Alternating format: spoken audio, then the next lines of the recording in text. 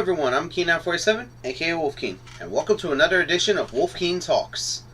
Now today on Wolfkeen Talks, I've been listening to a couple of subjects and stuff that I like.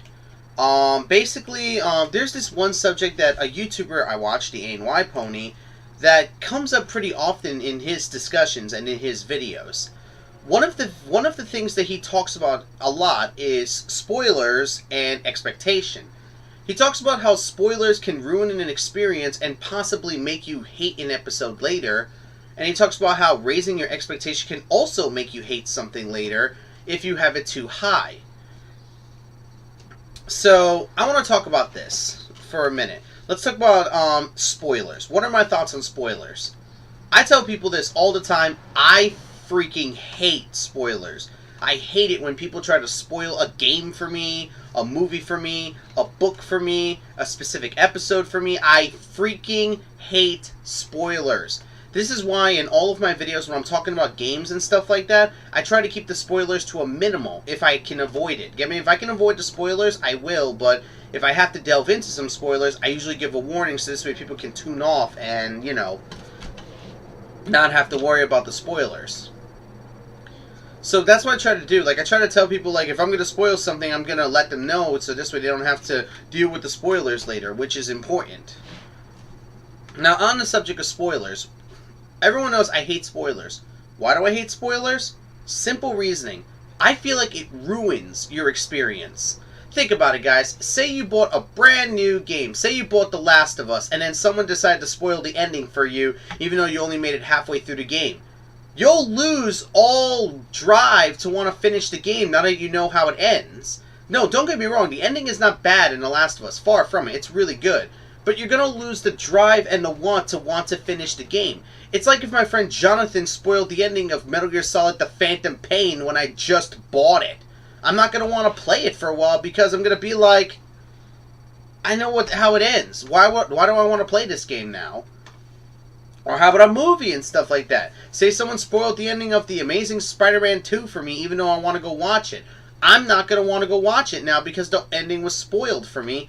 And if you do know spoilers and you go into a game knowing these spoilers, you're probably going to have a worse off experience. Like, say I knew about some of the crap, like, you know, some of the crappy dialogue in a game. Like, say, like, the game had crappy dialogue and someone spoiled that for me.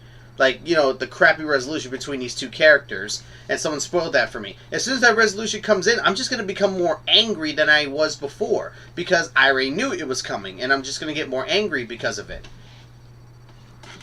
This is why I avoid spoilers like the plague to video games, movies, shows, and other stuff like that, because I don't want my experience to be ruined. I want to be able to have that first-time experience like everybody else. So when someone tries to spoil a game, movie, book, whatever for me, I get mad. And I mean really, really mad. Because everyone knows my philosophy is if you try to spoil anything for me, I'm punching you in the throat. So this is what I feel about spoilers. Now let's get on to expectation. Now, I know it's common to give expectation to certain things. Like, if something's been hyped enough, you want to give, like, a high expectation to it. But, again, like the ANY Pony said, don't raise your expectations too high. There are some people out there that raise their expectations to a godlike level, and when the game, movie, book, etc. comes out, they get disappointed sordidly in more ways than one. I mean, there are plenty of examples where I kept my expectations in check and it worked and I didn't feel as bad. Good example is the Equestria Girls movie. That movie, everybody set their expectations insanely low and went in wanting to hate it. If you go into something wanting to hate it, you're going to hate it. That's the problem with people these days. You need to set your expectations to a minimum. You can't set it low enough, but you can't set it high enough either. Because otherwise, if you set it too high and get disappointed, you're going to get insanely pissed off. If you set it really low, like saying, like, I hate this, even though I'm, you know, going in to hate it, you're going to come out hating it. This is why I set my expectations to a minimal and give it a chance to impress me or anger me in both respects. Because I've already said it in my response video to Voice of Reason, Equestria Girls is a bad movie, but I like it because of some of the other stuff that's in the movie. So that's because I kept my expectations to a check. I didn't raise it or lower it. When I first heard this movie, I was like looking at it like, what is this? And when people were saying it's going to be the worst thing ever, that's when I made my Wolfsword special. Just wait till the movie comes out. Give it a shot. Don't just knock it out before it even get a chance. I mean, that goes against everything we know. Then, of course, there are I mean, don't get me wrong. There are times where I have raised my expectations way too high. A good example is the Resident Evil games. I raised my expectations way too high with Operation Raccoon City and Resident Evil 6. Operation Raccoon City, I thought it was going to be the next Resident Evil Outbreak, because everyone knows my favorite Resident Evil series is the Outbreak series. So when I went into Resident Evil Outbreak and I didn't get what I wanted, I was insanely disappointed. Oh, don't get me wrong, it's a bad game, Operation Raccoon City, but I think I hate it more now because of how high my expectations are raised. Now time has passed and, you know, that hype is gone. I still hate the game, but it's a guilty pleasure game of mine that I'll pop in here and there. Then you have Resident Evil 6, which I raised my expectations for that, hoping like, okay, they screwed up Operation Raccoon City, there's no way they could screw this up. And they did, in my honest opinion. I know Headshot loves this game, Resident Evil 6, but I, for the love of me, cannot like this game. I went into that game wanting something good, and I got something completely off instead. And it just bugged me, because I raised my expectations hoping it would be good, and I didn't get what I wanted, and it just... I hate the game so bad, it hurts, because considering Resident Evil Revelations, it hurts more knowing for the fact that there is a good Resident Evil game out there, but I had to play the bad ones to find this out. Have there been times when I have my expectations low? Yeah, there have been. There have been some instances where I've had low expectations for certain things. A good example of me having low expectations for a game in recent memory was the Splinter Cell HD collection.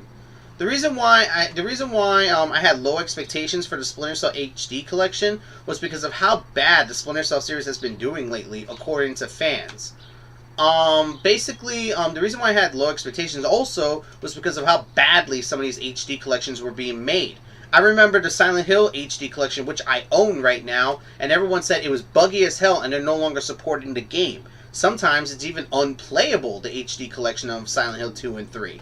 And that just bugs the living crap out of me. Because I heard this, the Splinter Cell HD collection I had very low expectations for, and when I bought it, I came out exactly like I thought I was gonna. I came out hating the HD collection for some reason, and I sold it. I ended up selling my Splinter Cell HD collection. Stupidest decision of my life because of that. Because I grew up with Splinter Cell, so why the hell did I lower my expectations so low because of how bad other HD collections did? I feel like that was an insult to my love for the Splinter Cell franchise and basically my standing as a gamer. Like, that just was an insult in more ways than one. This is why I keep my expectations to a minimum now in every form. Because if something goes bad, at least I won't get too angry about it. And if something goes good, I'll feel better about it. Because if you go into something hyped, you're not going to feel as insane about it when the hype is real. Okay, and if you go into something with low expectations, you're going to come out of it exactly like you want. Still doesn't help the fact that I have very high expectations for Pokemon Ruby, but can you really blame me? That's my favorite Pokemon game. I'm going to try to keep my expectations to a minimum, but that's going to be a little hard for me considering. So anyways, guys, I want to ask you all a question. What are your thoughts on spoilers and expectation? Go ahead and leave a comment down below, and we'll discuss it in the comment section down below. Okay, so with that done, let's get to some updates. This week, I'll be back to uploads. So, I'll be back to normal uploads this week. As you may notice, there are no new My Little Pony vlogs this week because I haven't started working on them yet. But pretty soon, I will be uploading. Next week, I'll start uploading the Season 2 of the My Little Pony vlogs. So, to get back to... Alright, so this Friday will be more 13 on the GameCube. I'm going to try to do some more 13 footage. Saturday will hopefully be some Tekken Revolution. I gotta see how my internet holds up. And Sunday will be Fallout New Vegas. I know you're about to say, not Canyon Lynch 2? I want a little more time before I start uploading that. At least more time to record more videos. So this way, you know, I have something for ya. That's what I've been doing this week since, you know, that's what I was doing last week since I took a break from video editing. Not only was I getting my stuff together, moving into my room, but I was also recording videos and the like. I mean, I have a lot of videos on my external hard drive right now that will last me a while. So that's really about it. Like, that's really about it in more ways than one. So anyways, guys, I hope you enjoyed this edition of Wolfkeen Talks. Go ahead and leave your answer to the question that I asked you in the comments below. Friday will be 13, Saturday will be Tekken, Sunday will be Fallout New Vegas. So until next time, guys, I'm Keen947, aka Wolfkeen, and this has been another edition of Wolfkeen Talks. So until next time, guys, take care.